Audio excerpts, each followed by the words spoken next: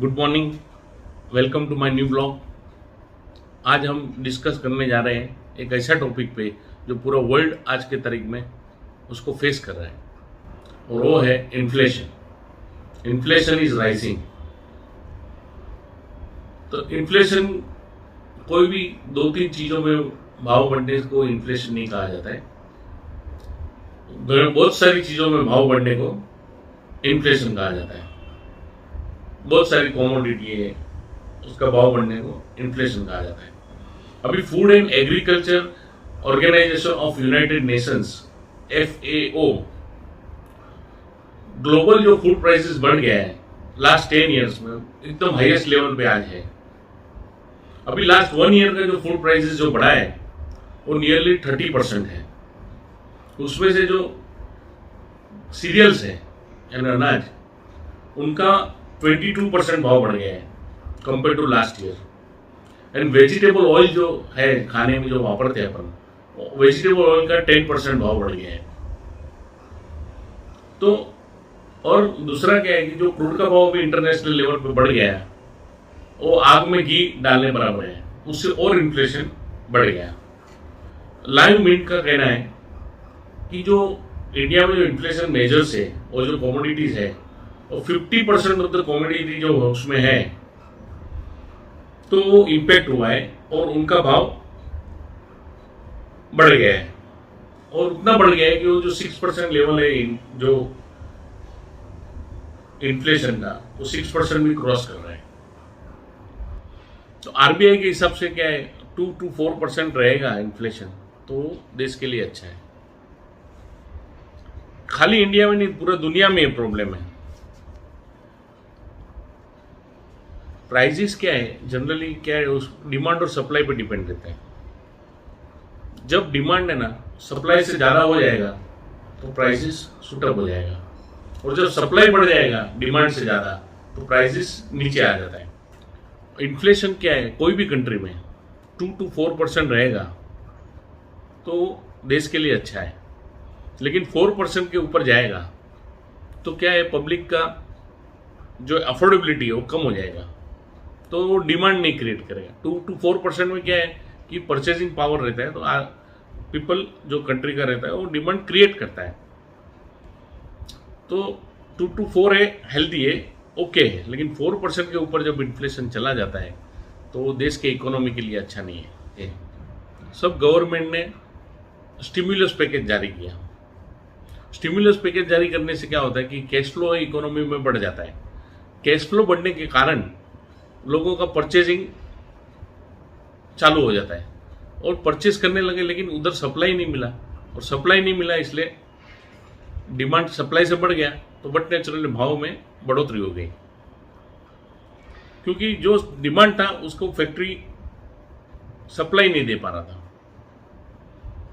तो ये जो डिमांड पुल इन्फ्लेशन हुआ।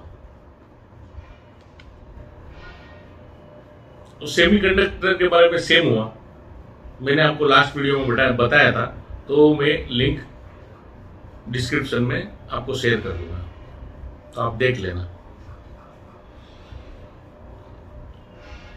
और लॉकडाउन ने क्या है कि लेबर जो है कम्युनिटी उसको शॉक कर दिया, तो इतना सब डिस्टर्बेंस, कई लोगों की जॉब चली गई, कई लोग समझो गांव चले गए, शहर में से गांव चले गए।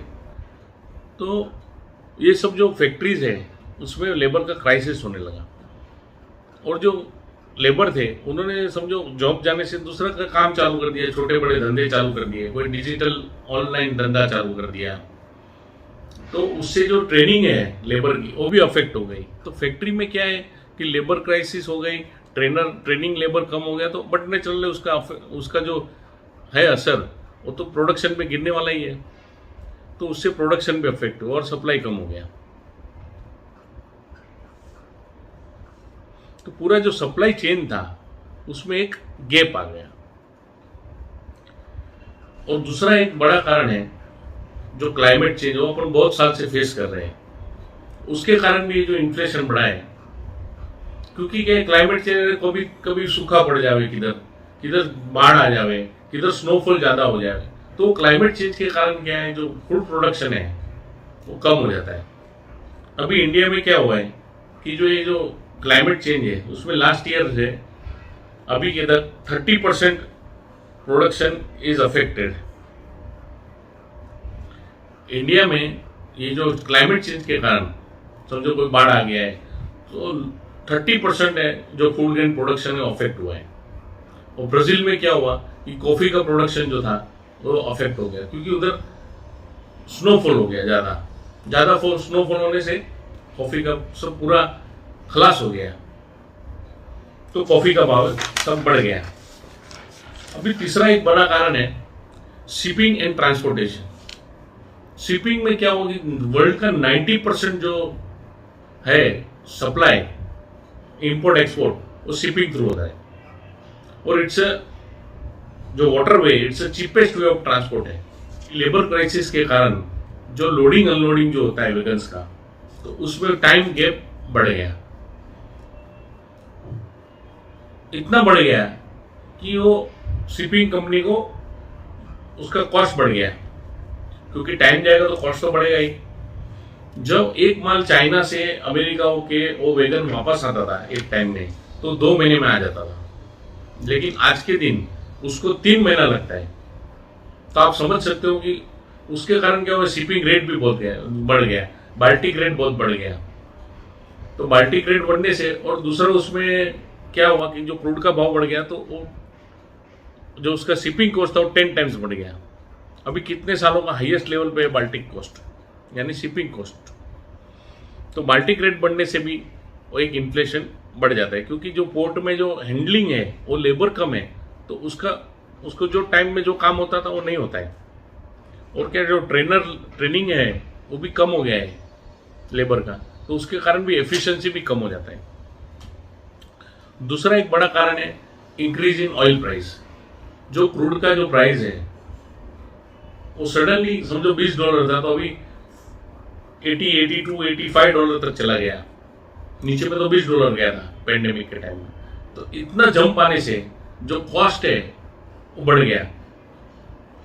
तो वो पूरा क्या है, ट्रांसपोर्टेशन कॉस्ट, डिस्ट्रीब्यूशन कॉस्ट, सबको ट्रांसपोर्टेशन तो लगता ही है उसमें। अभी भी आज के दिन भी लोग ऑयल के ऊपर डिपेंड है, तो उसके कारण इन्फ्लेशन बढ़ जाता है। और इसमें सबसे ज्यादा क्या अफेक्ट हुआ, जो इनफॉर्मल और स्मॉल बिजनेसेस था वो सबसे ज्यादा अफेक्ट हुआ, क्योंकि ये जो स्टिमुलस देने से डिमांड बढ़ गया। क्या इसको बोला जाता है, डिमांड पुल इन्फ्लेशन। और ये आगे जाके बढ़े, क्रूड का भाव बढ़ेगा, इन्फ्लेशन बढ़ेगा, तो अभी इकोनॉमी के लिए सब जगह पे ये जब तक वो गैप, डिमांड सप्लाई का गैप जो तक वो लेवल नहीं होता है तब तक ये प्रॉब्लम रहेगा। तो आज के दिन इतना ही। Thank you for watching my vlog. मेरे चैनल को सब्सक्राइब कीजिए, लाइक कीजिए, शेयर कीजिए और कमेंट कीजिए। Thank you for watching. Bye.